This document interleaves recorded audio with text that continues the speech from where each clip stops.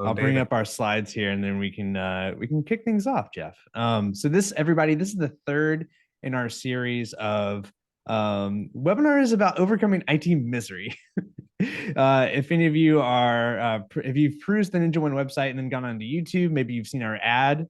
Thanks to our retargeting features and everything, focused around IT misery and overcoming that.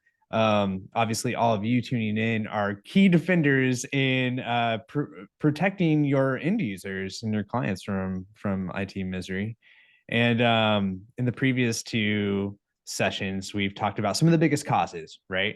And Jeff has done his thing where he goes through and shows his wizardry and using Ninja to streamline some workflows, tackle some of those repetitive tasks, be able to automate those away, and reduce the misery one day at a time, one automation, one streamlined workflow at a time.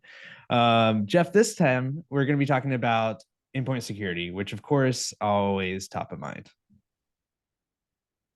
Always. I think if our we talked about automation and sort of the need to take those repetitive, monotonous tasks and try to eliminate them in our first episode. Our second episode was all about how do you find out and surface as much information as possible so that you can quickly and easily solve an issue. But I would say those generally don't keep you up at night. Endpoint security does. That is what keeps you up at night. That's where you're sweating a little bit about what did I miss? What did I forget? And so today we're going to talk about really how both automation and being more proactive in terms of your alerting, those are clearly both components of endpoint security. And so we'll go ahead and showcase how that can really help enhance your overall security posture by not just being able to automate the deployment of actions, but having the real-time monitoring over time to alert you when compliance isn't what you would expect. Obviously, if we could run a script and everything was going to be, locked to that state in perpetuity, great. But we all know that security is really about monitoring changes in state. And so we'll be talking about that quite a bit today. Absolutely. I mean, like you said, with security and in particular endpoint security, I mean, following through, all the reports, we see it time and time again. It doesn't take much, right? It only takes that one legacy server that everyone forgot about that hasn't been patched in a decade or something. It takes one misconfigured edge device. It doesn't take much before attackers have a beachhead that then they can expand from. So yeah, definitely a topic that's important and that we have a lot of good stuff to cover to help you all out to be able to improve endpoint security, working as always, not just harder but smarter. And as always, this is being recorded. You will get access to the recording afterwards. You can share that with your friends, your family, your colleagues. And questions, let us have them as things come up. Don't be shy. Use the chat, use the Q&A if you really want us to spot it. And with that, let's before we well, hopefully you all know us by now. I'm Jonathan Crow. I'm director of community here at NinjaOne, and Jeff is our field CTO, the familiar face on so many of our webinars, partner office hours. Let's get into this question. Jeff, you wanted to ask this one. I think it's a great one. JP in the background, can you let's launch this poll. We want to hear from you all. What keeps you up at night over endpoint security? Hopefully no one was sweating these things over the long weekend if you're in the US, but this is open-ended, so no selections for you to choose from. Just let us know. And maybe I'll turn the tables and put this on to you, Jeff. I mean, you had previous to being at Ninja, you mentioned the movie theater. You're at a movie theater running IT. You've got other experiences in your background. What kept you up at night, or maybe even still does in a way?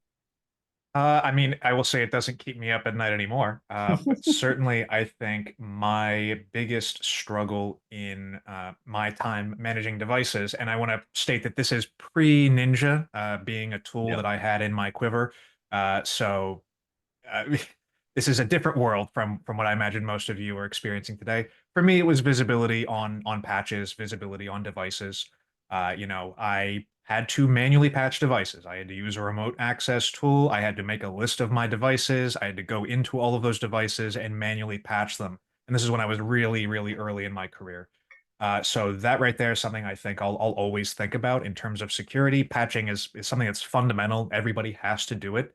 And unfortunately, I was having to do it in a very, very manual way that I would encourage everybody not to have to do. And so we'll talk a little bit about how we can solve that. Although I imagine every single person who is watching this who uses NinjaOne, you're probably already using some of the most basic components, which would be to ensure that your operating system patches are getting installed, as well as your third-party software patches.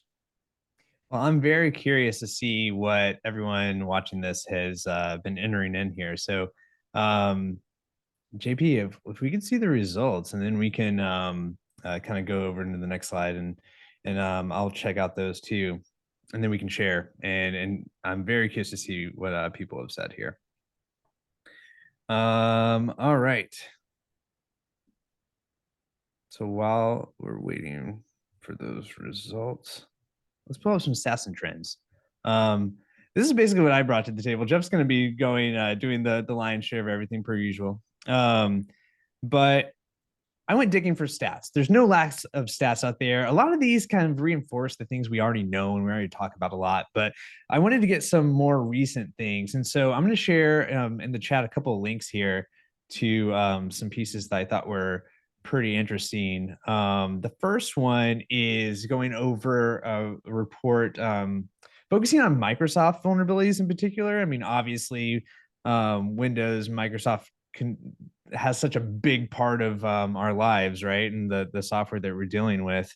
So Beyond Trust actually puts together a report every year where they dive into that and key trends and insights, specifically just looking at Microsoft vulnerabilities. But they also do have compare these to the larger number of things. So this is where that first bar of stats. This is where it comes from, and man, this first number, like these are just kind of silly numbers in a way after a while, right? Like 40,000 CVEs. Okay. Like what do you even, I don't know. This number has grown and grown and grown. So this number is not just specific to Microsoft. That would be insane. This is across the board CVEs that were published last year in 2024, over 40,000 of them, which is pretty mind blowing, a 38% increase over 2023. What is going on? But I guess to put things in a little bit more of a perspective here, like first of all, yes, that shows you the size of the task at hand, right? Keeping up with patching vulnerabilities, it's crazy. It's getting crazier, unfortunately. But of course, this doesn't apply to everybody. Not everyone's going to have all these programs on there. You're going to have to prioritize in certain ways, right? How you patch and how you choose to prioritize. It's not like you're going to be tasked with those 40,000 patches. You're going to be looking at your own organization, your clients. You're going to be looking at prioritizing there. So, for example, Microsoft had a record of 1,360 CVEs last year. One like kind of ray of sunshine, little silver lining there is a mere 78 were rated critical. That's still a large number when you look at it. 78 vulnerabilities where like it's been assigned critical. These are prime for exploitation, and the remote control access. They're privilege escalation. They're really serious vulnerabilities that you want to patch. 78 of those happened last year, and then a lot of these. What was kind of interesting, Jeff, in this article is what are the culprits there? Yes, there's been some new things introduced with the Windows 11, but a lot of the lion's share of these were really more of the legacy code. I mean, this is the pain that Microsoft's dealing with being a company that's existed for decades, and we're seeing that legacy software, as much as we say yes, Windows 10 is going end of support in October. I mean, how many people? It's not as if in October all of a sudden everyone's going to be on Windows 11. Things take a lot of time. Obviously, we live in the real world, and so a lot of the legacy protocols and things, those are the pieces where attackers are looking for those things. They've developed tooling that makes it very easy for them to find those things and take advantage of it. All right. Let's see. So, and then KEV. So I wasn't actually well, the CISA provides a list of known exploited vulnerabilities. So it's that this idea of, okay, you're not going to be able to focus on those 40,000, right? You need to be able to narrow it down. What are the ones I really need to pay attention to? And CISA provides this list, which I'll also, I'm sure everybody has a link to this already, but just in case, I will give you a link here. And they keep a track of, okay, these are not only the vulnerabilities that are listed, these are ones that we have known there's evidence that they're being actively exploited, right? And so we have this report from a company called VulnCheck. And this is keeping track of, okay, well, with those, let's gauge the quantity of them. You know, how are we looking? Let's gauge trends over time, and also let's pay attention to how quickly those are being exploited. So this is that stat that we've seen passed around a while. A growing number of those critical vulnerabilities are being acted on more and more quickly, right? And so in this case, Volncheck did a analysis last year over all the known exploited vulnerabilities and found that nearly a third, 28%, were exploited within less than a day of the CVE being published. And so that kind of really puts it in perspective, right, Jeff? Like the challenge of, you know, you're seeing these priority vulnerabilities being announced. You know, you need to patch. You know, you need to do it quickly. At the same time, we have seen patches roll out that break things, and so you're constantly, as the IT you know, as your role as the IT person, the IT leader in your company, you're trying to constantly kind of balance that. Very And then delicate finally, balancing. yeah, finally, initial attack vectors. This is something from CoveAware, which does quarterly reports where they're actually dealing with real ransomware incidents. Um, they're one of the top incident response providers for ransomware in particular. And they every year or every quarter, sorry, they track the changes in what are the initial attack vectors, among other things. They also have cool stats around like average ransomware price and all that. And so it's fluctuated a lot, but what we're seeing is, man, it's kind of a grab bag, but remote access compromise, phishing, software vulnerabilities is number three and kind of on the rise there. And so these are all those buckets, right? This is what we're talking about when it's what is the challenge for protecting endpoints. And so I just wanted to share that. And while I was doing that, let's switch over here to areas of focus. So Jeff, this is kind of teeing up what you were thinking about in terms of thinking about the challenge of endpoint security, and how we can all use NinjaOne, but also other tools to help us attack this a little bit better. Yeah, absolutely. So I mentioned that this really builds on our first two sessions that we did for the IT Misery series, one being automation, and there we were really focused on eliminating monotonous, repetitive tasks. And how that applies to endpoint security is in eliminating mistakes. I have mentioned manually patching devices. I've mentioned in the past manually provisioning devices and applying configurations. And I miss things. Absolutely. There were things that I thought I did and it didn't save, or I just forgot. And that is deadly in the world of security. You need to make sure that you have all those actions applied, those configurations applied to the device, and you need to have the confidence that they are actually in place and that they were not misapplied or that they did not behave the way that you would expect. And that's where the second component comes in, the alerting and reporting component. It's not just enough to run an action at the inception of a device's lifecycle and hope that that is going to stick over the course of potentially years. You need to have that real-time monitoring and alerting to know when configurations on a device are being deviated from, because that could have some, bad impacts on the end user. Things might not work exactly right the way that they would expect.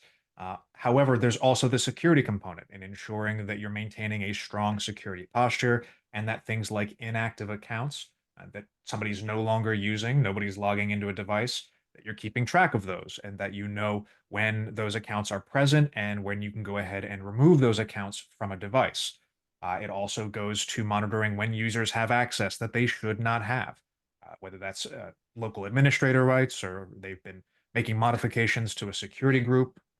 You want to know when those things are happening, and you want to have the ability to then remediate midstream. So at any point in a device's life cycle, if they deviate from the desired uh, configurations that you've set in place, that there's a mechanism in place to remediate, to fix the issue, and put the device back in compliance. And then the last thing we're going to talk about is the need that I know many people have to adhere to certain benchmarks, and how you can use NinjaOne to evaluate and report on the compliance of an individual device with specific benchmarks.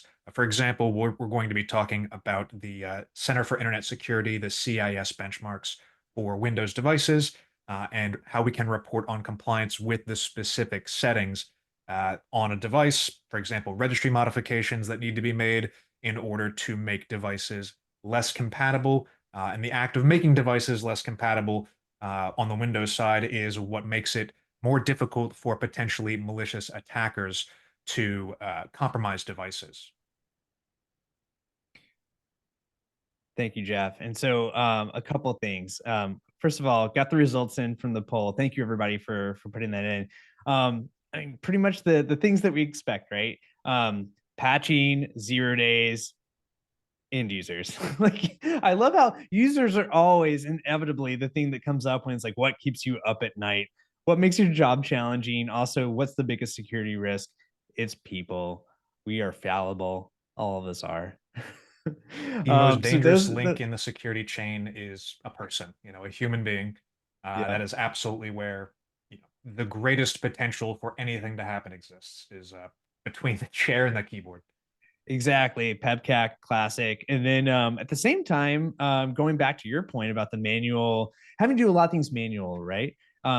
Human error isn't confined just to end users. Um, it happens with IT people too, right? When you're trying to do a lot of things manually, it introduces opportunities for errors to creep in. Okay, one last thing before we move on and dive into the details here. Thank you everybody for dropping in questions in the Q&A. We've got some really good ones, and I'm going to bring these up kind of opportunistically as they come out, based on things that Jeff's covering. And so I just want everyone to know, we do see those questions that you put in. They're really good ones, and we're going to make sure that we try to answer as many as possible. The one that I think makes the most sense to tackle right now before we dive in is from Paul. And it's what percent or guesstimate of CVEs now are in some way AI created or accelerated? Such a good question, way beyond my knowledge in terms of research. I don't have the stats on that or anything. Um, I would say what I've seen, kind of like AI adoption within a lot of within companies with in an organization or any effort right now. A lot of it for attackers has been centered around making phishing emails more effective or better. You know, like the just helping with the writing of it. So basically, using chat to help with that has been kind of like a low hanging fruit effort. But I mean, we see security companies talking about it all the time that, of course, attackers are going to be leveraging AI as well. I haven't seen any reports that get into actual numbers about how those are related to developed exploits. But the other thing, I guess, there's the attacker perspective. There's also the how many CVEs are being introduced because of companies utilizing AI, and that's the other risk too, right? And very interesting question. Don't have the answer, but certainly one that um, we should all be keeping an eye on. All right. So with that, let's dive into well, yeah, just like the slide says, let's dive in. And dive in. Let me go ahead and share my screen. And hopefully everybody can see this here. So right now we're looking at the main NinjaOne dashboard. In case you're wondering why yours may not look like my layout here, this is actually a somewhat new design that I think everyone's going to, well, I think everyone today could contact your account manager and get this enabled if you'd like to give it a shot. But I think in the 9.0 release, we'll see this start to roll out more broadly. So just in case there's any confusion in terms of why my screen might look a little bit different than yours, that's the reason. I see our first dark mode comment. That is coming later this year, so we'll have to wait a couple more months for that. You heard it here first, folks. Wow. All right. So right here, I always like to talk about the policy setup of NinjaOne. So as you deploy devices, and this would be by installing the NinjaOne agent in the top right here, we can go ahead and install on Windows, Mac, or Linux devices. And when we do that, the device will join NinjaOne and it will receive a policy. You can see this if we go to the gear icon on the left-hand side there, administration, and then into policies. You can see all our various policies here. And the policy is really critical because it controls all your most important day-to-day settings within Ninja. And if we look on the left-hand side, I think you see why. We have some of the things that we're going to be talking quite a bit about today. Conditions. This is conditional alerting. You want to know when something is not what you say that setting should be. You want to be able to create a ticket alerting you that something has gone wrong. And you want to be able to automatically respond to these alerts to try and take care of the issue in an automated or programmatic fashion. That way, you can focus on the more strategic aspects of IT that require an actual human being, and you can let the low hanging fruit get taken care of by an automation. It also would include things like scheduled automations. And so this is where we might provision the device at the inception of its life cycle, and we would want to go ahead and apply certain settings, which we can do using a script. And we'll talk more about this later, but you can see here I'm changing my power and sleep settings. I am running a patch scan to find out what new patches are available, and then I'm starting to install some applications. Other settings that are really important here, again, these are very basic settings. I imagine if you are watching this webinar and you use NinjaOne, you are already using the Windows patching settings that we see right here. I would recommend that you use the Control Windows Patch Management if you want NinjaOne to take control and patch your Windows devices. However, if you're using Intune and you want to use NinjaOne strictly for third-party patching, but still maintain some visibility, on Windows patching through Ninja, you can go ahead and just switch this over to configure mode. But again, I would only use this if you have some other mechanism in place to patch your devices. If you don't, would highly recommend using NinjaOne to ensure that you identify when new patches are available and then have the option to push those patches and install them as quickly as possible. Now, our patching is based off of two distinct schedules. You have the scan schedule, which is going to identify when patches are available, when a device has a patch from Windows Update that needs to be approved or installed. And then the update schedule right here, this is when we actually download and install the patches that have been approved. Now, how does something get approved? We scroll down here, you'll see all the various categories of patches coming from Microsoft, and we can assign them a different level of pre-approval. And so for optional patches right here, I am rejecting them. I don't really care about them. If anything is truly important, it's going to make its way to me through the important channel right here. Now, other patches I might want to manually approve. So drivers, feature updates, don't want those to get pushed out without a human being looking at it and saying, yes, I want to go ahead and push these out. And then you have the other option of rubber stamping everything, saying any patch that's in this particular category, let's go ahead and approve it, and it will be installed on the schedule that you set above. However, we do know that occasionally there are some bad patches that get released, and we may want a grace period here so that we can hear if there's any issues with the patches, and then we can prevent them from being pushed out and then causing additional load on the help desk, additional work that ultimately you will have to take care of. And so we can go ahead and say, hey, after a week, let's go ahead and push that patch. And so in that interim period between when the patch is released and when the 7 days has passed from that time frame, we can go ahead and hear that, hey, there may be some sort of issue with this patch and undo that approval so it doesn't get pushed out. And this really is going to tie hand in hand with our new patch intelligence AI feature that we have out now. And then we have an enhancement in the 9.0 release which is going to allow you to have Patch Intelligence AI manage these approvals. And so if there is negative sentiment about a particular patch, we hear it's causing all sorts of problems, you'll be able to have that actually undo the approval for you.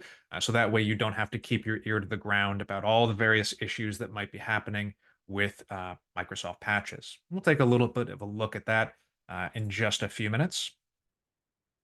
And so this is something I imagine everybody is doing today. On the off chance that somebody is not doing this, I did want to show it.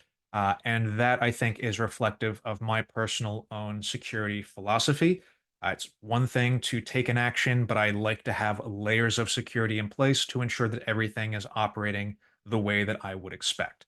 And so, case in point, let's go up to our conditions. And again, this is what would alert us when something is not quite right. And so if we go down here, we'll see patching related conditions.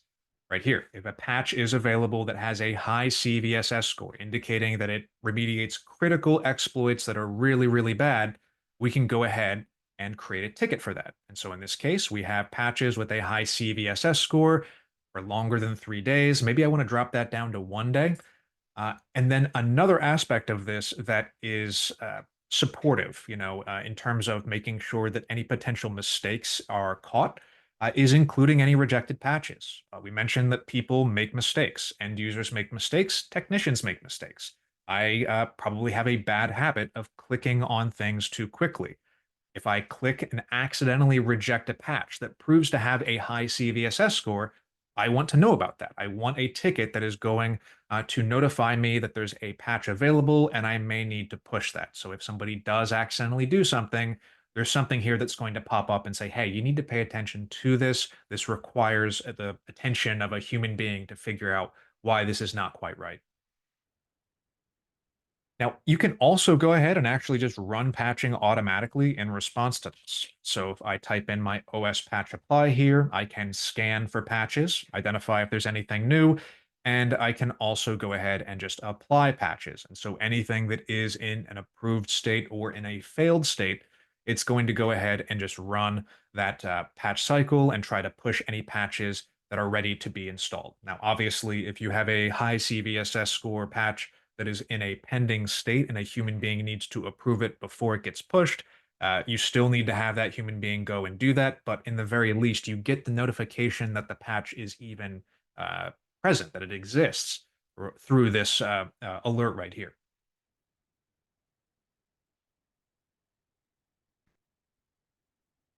Uh, so I see some other options here, or some chatter in the chat about reboots, about ensuring that your devices are being rebooted in order to finalize the installation of the patches. Most Microsoft patches these days, they do seem to need a reboot in order to finalize the installation, and you see that on the dashboard. You can actually see it right here, where we have reboot issues, and this indicates devices that need a reboot in order to finalize the installation of those patches. And inside of our policies, we are able to help move the train along the tracks a little bit here by prompting them. And we can go ahead and customize what that looks like and how many times they can defer the reboot until we are going to enforce it on them. In this case, they get a couple of prompts every day and they get 2 full days to reboot until we could go ahead and then enforce that reboot upon them. So, just in case anybody is not aware of these options, you can absolutely both use the native reboot options to push people to reboot, but then you can also use these options here to, again, create a secondary layer here to remind you, to remind other people of when devices have gone a certain length of time and haven't rebooted the way that you would expect. So in this case, I can say, hey, if you have gone more than 3 days and you need a reboot, and the user has been idle for a certain time frame, let's go ahead and say maybe 25 minutes or 26 minutes, I can then go ahead and maybe even run a reboot directly in response to the detection of this fact. And so I can say, hey, if there is a pending reboot for 3 days, the user's been idle for 26 minutes, we can go ahead and then reboot the device automatically. And NinjaOne, using the when no longer met functionality, will recognize that there's no longer a reboot required, and it will reset this alert. And if you have created a ticket using ConnectWise, Autotask, ServiceNow, Zendesk, Freshservice, you will be able, or NinjaOne ticketing, you can go ahead and have that close the corresponding ticket that was created from this particular alert. So closing that loop so that you don't have to chase something open-ended that goes nowhere because the root cause has already been fixed. Thanks for that, Jeff. Yeah, there had been some questions, and so you hit a couple of them there, which is great. Thank you. And Larry, one question that you'd posed is, or maybe not a question so much as a, you the fact that like they can't force users to restart or quit apps, and they all work different hours, and so it's really hard to. This is a big challenge for them, making sure that updates are installed when they should be. Yeah, and one thing I would say here is that in the 9.0 release, which is actually going to start rolling out in Canada tonight, and then to everybody else over the coming weeks, there is a new prompt for software patching. We actually haven't talked about software patching quite yet, but this right here will actually list out the applications that are going to be closed if you're using the force close applications to install updates, or just notify the end user that they need to close those applications in order to successfully patch them, as most applications are not going to support being updated in the background. So that is going to be one new feature coming out here very, very shortly in the next couple weeks for most people. That is going to, I think, significantly streamline the software patching process. Um, so yes, that is absolutely coming. I did also see some people mention fast startup. So if we go into our scheduled automations here, I have this automation that is designed to run as soon as a device joins this policy. And so in this workflow, it means that as I image a device and I install the NinjaOne agent on it, it recognizes it needs to run all these scripts in order well, to be in compliant. It has to run all of these scripts. And so in this case, we saw earlier that I'm configuring the device, scanning for patches. I'm enabling BitLocker right here. But then here, I'm also doing something to enable the Windows firewall to ensure the firewall is actually turned on. And if I go down a little bit further, I'm enabling or I should say, disabling macros inside of Microsoft Office, closing off another potential attack vector, disabling the hash storage for LAN manager, the local admin tools right here. I can disable those while excluding certain users who need to be able to continue to use these local tools. However, there is also the ability, I hope I've imported this, to disable fast boot or fast startup. And so I saw this, a couple people mention this in the chat, and I think it's a really good point to bring up, which is that by default on Windows 10 and 11 workstations, something called fast boot is automatically enabled. And this is designed to have computers boot up more quickly. However, it means that when somebody shuts down their computer, and I mean initiates a shutdown by going to the start menu and doing it that way, the device or the kernel does not fully reset. And so that does not count the same as a reboot. I've certainly had people say in the past to me, hey, I got this customer, I have an end user who is shutting down their device every single day. And I can see it in the event log, so I know that they're not lying to me. However, I still see a pending reboot on the device. And this is because they have fast boot enabled, which means that when they shut down the device, it's not fully resetting the kernel. And a reboot would fully reset the kernel and the patch would be installed and that would clear up the reboot. So if you do disable fast boot, as I am right here, this negates that potential for miscommunication where somebody doesn't really understand what the difference functionally is between a shutdown and a reboot. And I fully appreciate that if you're an end user, you probably don't really care, right?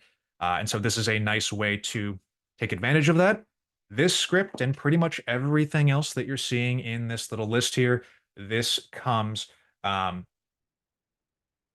from the template library. And so if I go into another tab here, go into administration, library, automation, and then template library, you can see 268 scripts across Windows, Mac OS, and Linux designed to solve common scenarios in the IT space, exactly like this one. And this is always being updated. You can see that this has been updated relatively recently here. And then we've got plans to get some more out, I think, in June. So very excited about that.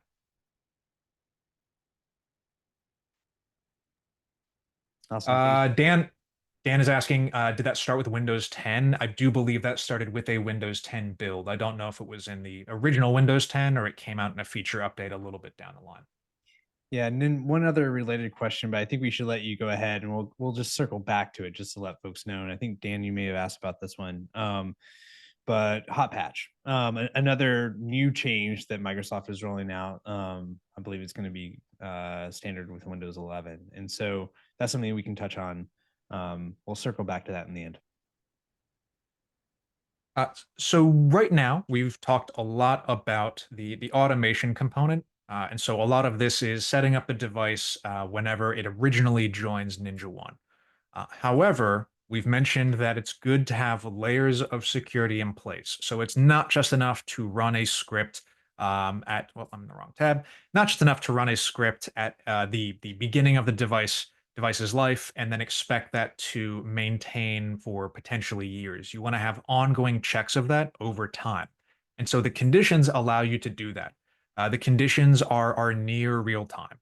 55 seconds is our heartbeat pulse. So any deviation from what you say should be in place on the device, you should never see an alert take longer than a minute to get to you. And so this applies to really basic things like low disk space. I want to know when the computer is low on disk space. I may even want to run some automated remediations to do things like empty the recycle bin. I could delete temporary files. I'm also a huge fan of just bugging the end user. We mentioned this earlier with reboots. At a certain point, really the only solution is just to be very annoying to the end user with these prompts. And if you have a need for this, you can use the display pop-up script, and that is going to allow you to display a message to the end user. So right here, if I go into low disk space, you can see that I have this display pop-up script, another script from the template library, and I just need to insert a message here, and it's going to display that message to the end user.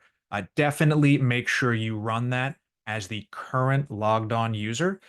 If you look here at a PowerShell script like this one, you get a couple options. It usually defaults to system. The system user isn't going to see the pop-up or care or acknowledge it in any way.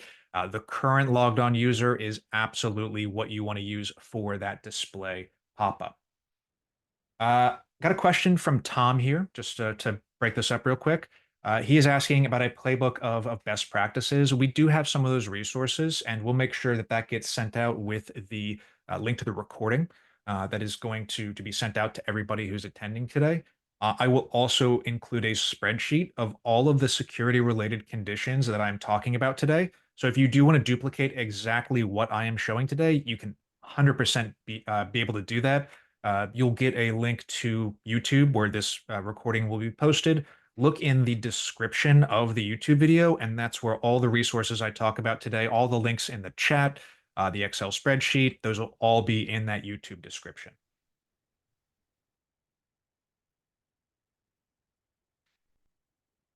Now, that's the basic idea of a condition. You can identify when something's not right, and then you can run something, an automation to try and fix that particular issue.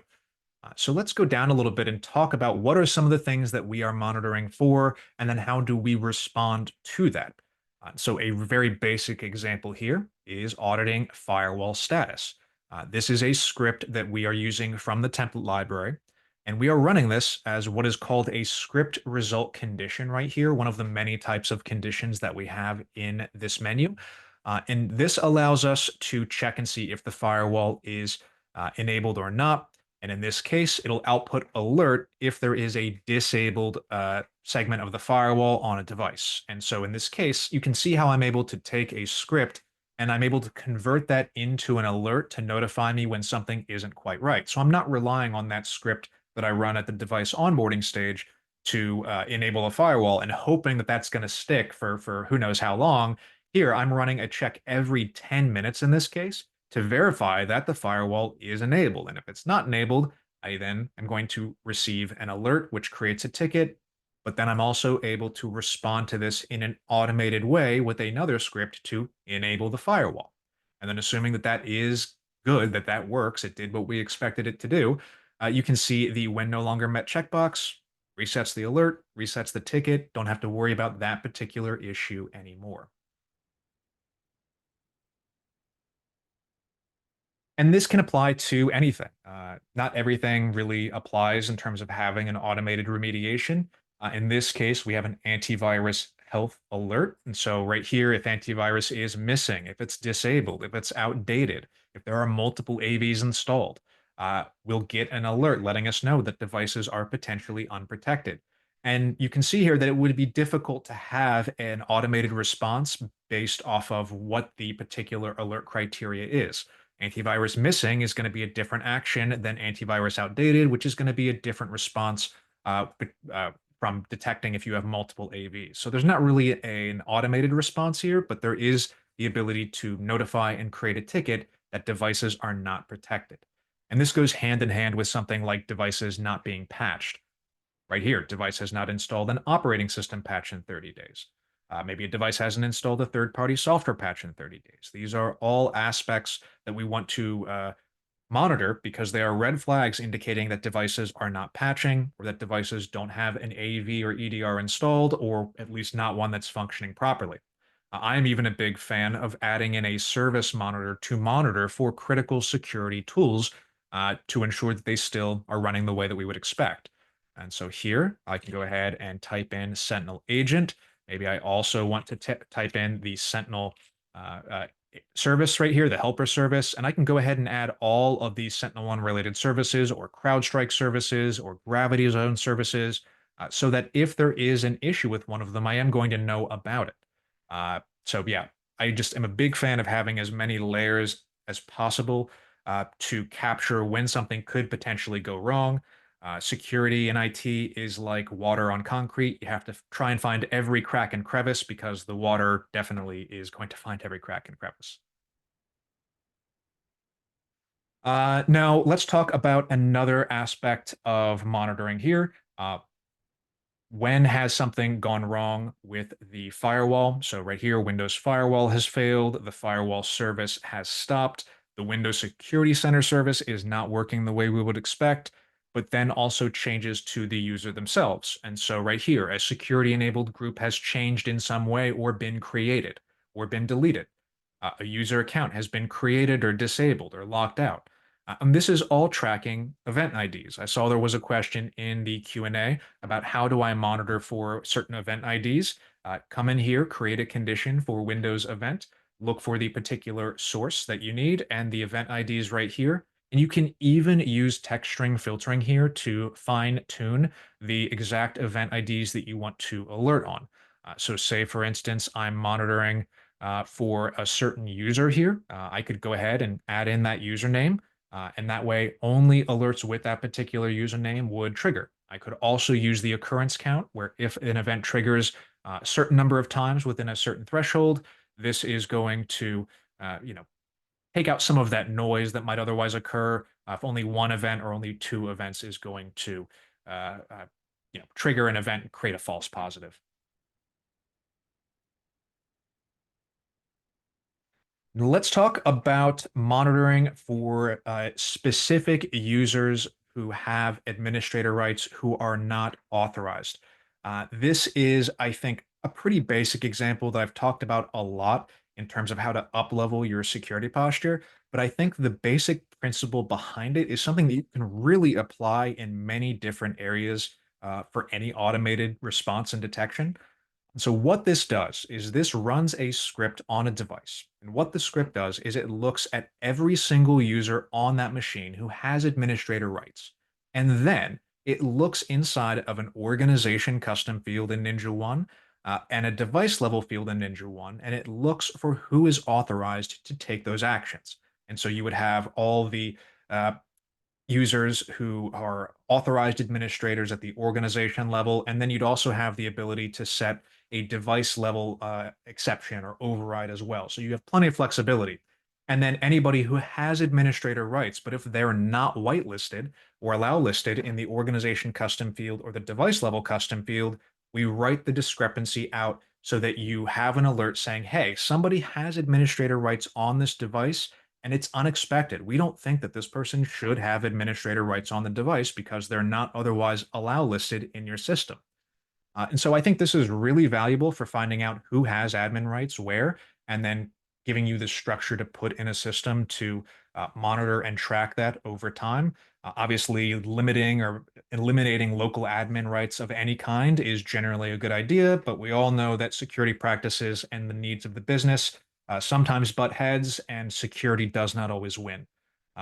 So, yes, this is a really good example of something that I think is valuable from a security perspective. But I would also encourage you to take this same sort of philosophy and apply it to other security criteria or really anything that you care about tracking. All this really is compare and contrast. What's on the device, compare that against whatever the desired state is as set in Ninja, and where there are discrepancies, let's go ahead and alert and then take action on that.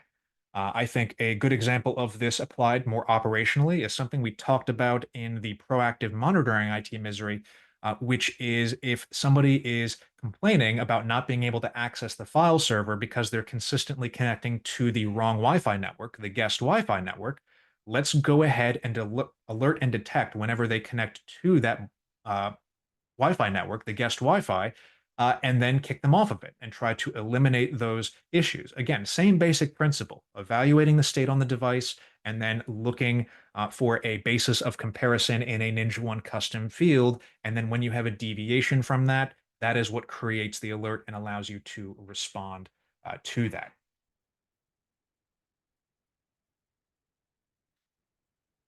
And so in our particular case here, we check for our unauthorized administrators, and that alone, I think, would be great. However, if we want to take an automated response, we can see here we'll disable all the local users we've detected as being unauthorized, and then we can force each of those users to log off and get them out of the system. So you don't have to have an automated response here, but one is absolutely possible. And if we close out here, going back into more of the uh, support the reporting aspect, I can go to my devices here. And then right here, I can see all of my local administrators, all of my local users. And then here I can see who has unauthorized administrators. And in this case, I can see right here, these two user groups, these are not whitelisted in my system. And therefore, I'm getting an alert saying, hey, these are not authorized administrators. You need to take some kind of action on that. Last thing to talk about. I know we're running a little bit behind here, but I did want to talk about the nature of reporting on compliance with a particular benchmark. This is something I've talked about in the past. This is a free open source PowerShell module. It has a terrible name, so I apologize. It's called Hardening Kitty. And again, this is on GitHub. We'll have a link posted to it. And again, it does essentially exactly what I just was talking about. It is comparing the state of the device against a CSV spreadsheet of what the value should be. And so what we have in place here is I'm going to go ahead and find this workstation right here, and I'm going to run an automation. My very first automation category is going to be to install the PowerShell module. And so right here, I'm going to go ahead and run that script. And on Austin's workstation, it is going to go ahead and install the PowerShell module that I need in order to evaluate the state of the device. Now, once that goes ahead and installs, I can run my endpoint hardening audit here. And what this is going to do is it's going to evaluate the state of the device, or more precisely, it's going to evaluate a CSV spreadsheet. And that CSV spreadsheet dictates what should be evaluated on the device. And where the device configuration deviates from the spreadsheet, that is how we are determining if we are in compliance or not in compliance with a particular benchmark.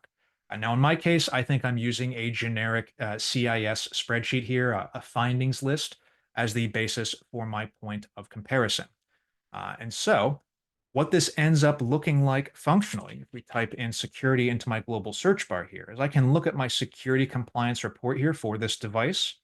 And so what this has done is it's evaluated all of the criteria in the CSV that I'm using. And it's saying, hey, SMBv1 support here This is determined by a registry setting and a certain registry value at a certain registry path. And so it's looking at that registry path for that value. And if that is in place, hey, that's good, you passed. However, if you look here for the account lockout threshold, and it's looking at the registry setting for this particular setting and saying, hey, this does not match on the device what is in our spreadsheet, this is going to fail you. And so you can see here that where we have the passes, that means our registry settings match what is in the spreadsheet, and where we have a failure, that is a deviation on the device from what is in the spreadsheet. So I don't want to couch this as being something that is an infallible source of truth for you. It's only as good as the information you put in, and it's only as good as the findings list that you are using. Again, this is a publicly available PowerShell module, free to use. Anybody could download and install this. And all the scripts that I am using, I will go ahead and put those in the YouTube description, so you will have access to that. Awesome. So we have lots of Q&A here, Jeff, loads of it. But just to make sure, are we done with? Was there anything else you wanted to get in before we dive into Q&A? I would prefer to get into Q&A and try to answer as many questions as we can. And of course, Okay, if there's anything that you do want to ask me directly that we don't have time for it, jeff.hunter@ninjaone.com. you're the man, Jeff. Okay, let's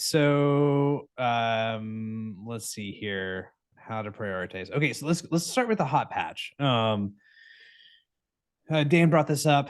Microsoft's going into hot patch with Windows 11 Server 2022 plus. How will this affect patching in NinjaOne? Will NinjaOne know of this and not reboot after patch installs? Do you know if there's anything that we've got that's kind of taking this into account?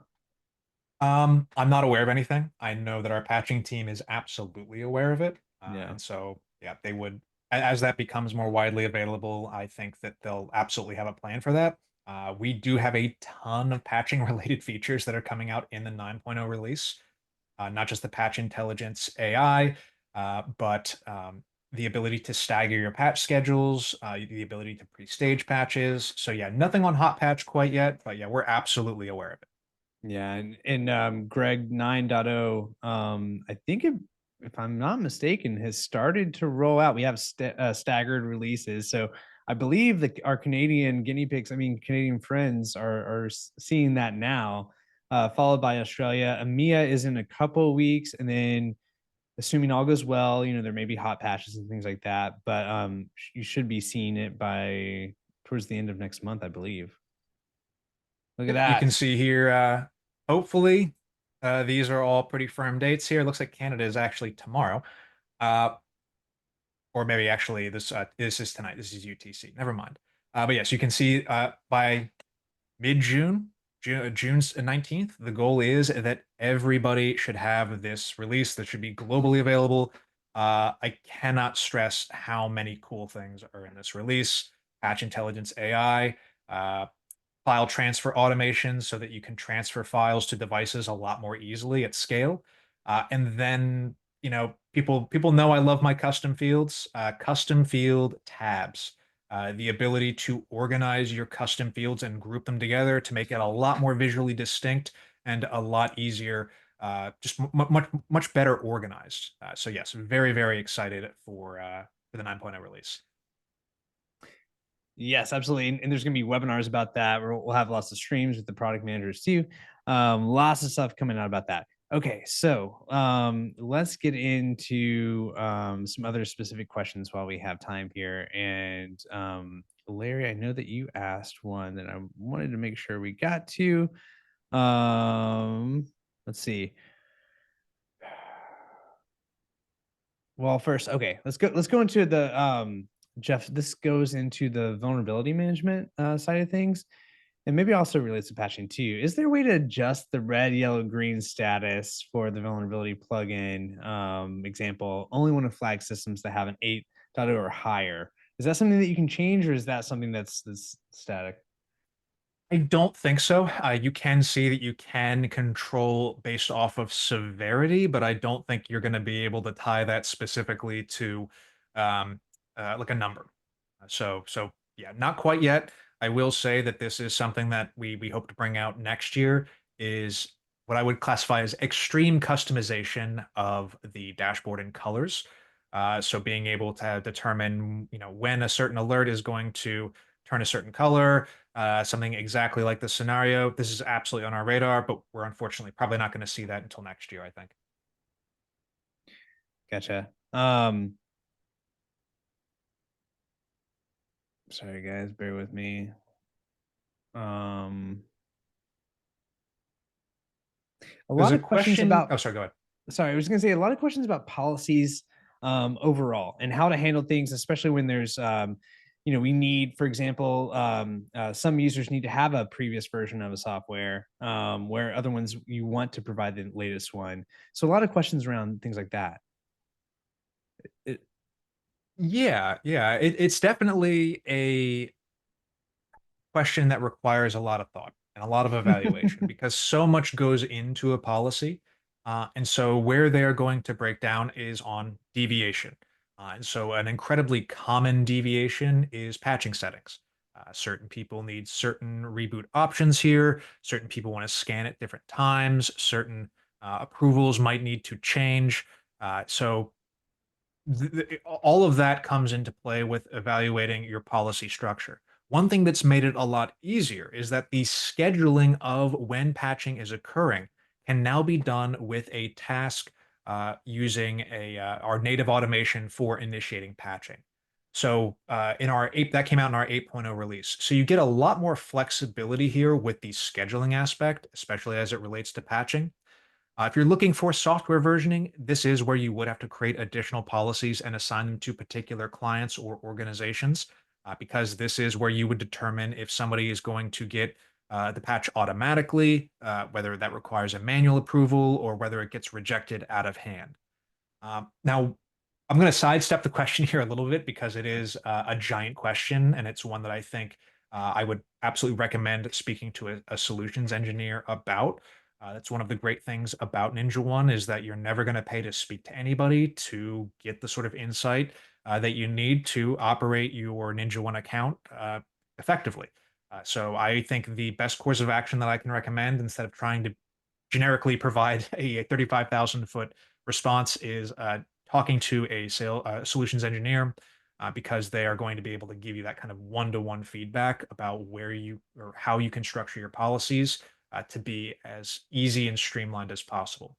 One thing I will say in terms of more future-facing mechanisms is that by the end of this year, you should see a huge, substantial enhancement to policies that allows you to more dynamically assign the selections of a particular condition or a certain automation without the need to create a whole other policy and then assign that. You get much more granularity and specificity with how you want to assign certain policy settings, like certain line item settings here, uh, outside of the bounds of this policy structure. So we're absolutely working on that. And I think the way that you assign policies in NinjaOne by the end of the year is going to look drastically different and better. So I know we're at time, so hopefully that's a nice little tease for later this year. Yeah, and just to reemphasize what you were saying, Jeff, earlier, obviously Jeff gave out his email. You can reach out to him. I've also, we have a record of all your questions. I see a lot of them are very specific to an issue that you're running into. We're gonna try to respond directly to as many of those as possible. So I've got this list. I'm going to be connecting with your account managers. Also, I mean, if there's a very specific issue, something just isn't working, don't hesitate to reach out to support and submit a ticket, and they'll get back and work with you as quickly as possible. And so, lots of good questions. I'm so sorry that I took up time with the stats and stuff at the beginning, got in Jeff's way, but we will follow up with as many of these as we can.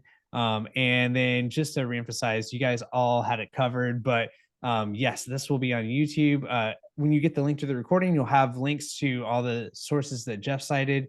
We'll also make sure that we list the previous two webinars as well. I dropped those in the chat, but we'll make sure that they're in their webinar descriptions.